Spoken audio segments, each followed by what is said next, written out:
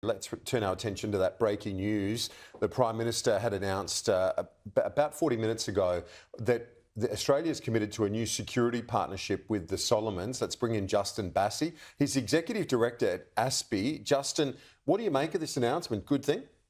Very good thing, Kieran. Very positive. The announcement today that effectively enables the Australian government to work with Solomons to boost their police force through funding, infrastructure and support to build it in a sustainable way. Very, very important. And in particular, because we've seen in recent years as the Prime Minister went through, Solomon sign a deal with China relating to a security agreement. So this is important to effectively move the China agreement to one side and ensure that Solomon sees Australia as the partner of choice. Particularly important, both from an Australian perspective, that China doesn't increase its malign influence in the region, but also a clear separation. China does have strategic objectives. They are advancing their own interests in the region. What Australia does with this deal is help advance Solomon Islands and other nations in the region. On the ASPI and think tank review, for our viewers that might not be aware, the government did undertake a review of funding into organisations like yours, the Strategic Policy Institute, a think tank, and others like yours. The review came back yesterday from the former Department of Foreign Affairs chief, and it said that essentially the government should look at the operational funding arrangements. Is this a risk to your organisation and groups like yours?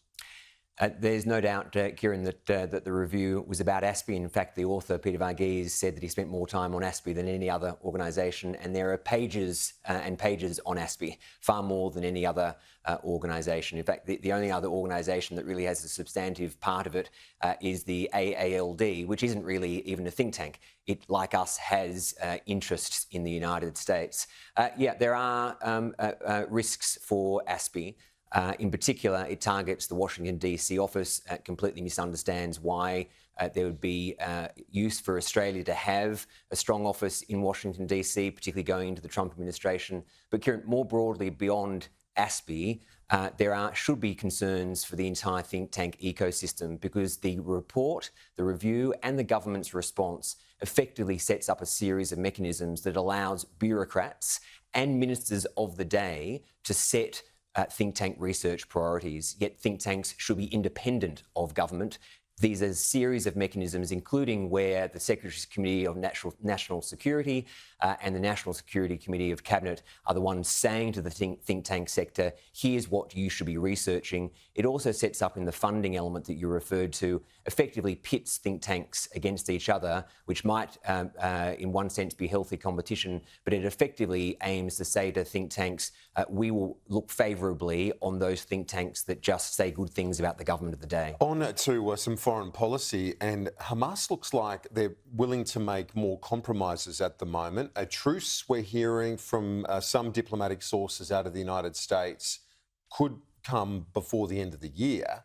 Is this because Trump warned that there would be hell to pay if he becomes president and the hostages have not been released? I think it's a part of it, yes. That statement by Trump saying there would be hell to pay if the hostages weren't released clearly has had an impact. I think the current US administration has acknowledged that, which is very to their credit. But it's the combination, Kieran, of that, as well as the ongoing work of Israel to degrade Iran and its proxies. It has completely degraded Hezbollah. It has, of course, degraded Hamas.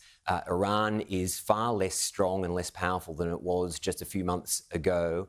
And so Hamas is isolated. And so we are seeing the first time that combination of Trump coming in, of Israel's military power, Hamas, for the first time, we are seeing a sense that they might agree to a ceasefire that importantly agrees to release hostages. We simply cannot have a ceasefire that doesn't involve the release of those hostages. 100%. Yeah, there's no doubt that's got to be the starting point, doesn't it? Justin Bassi, appreciate your time today and throughout 2024. Look forward to seeing you next year. Thank you. Indeed, you will.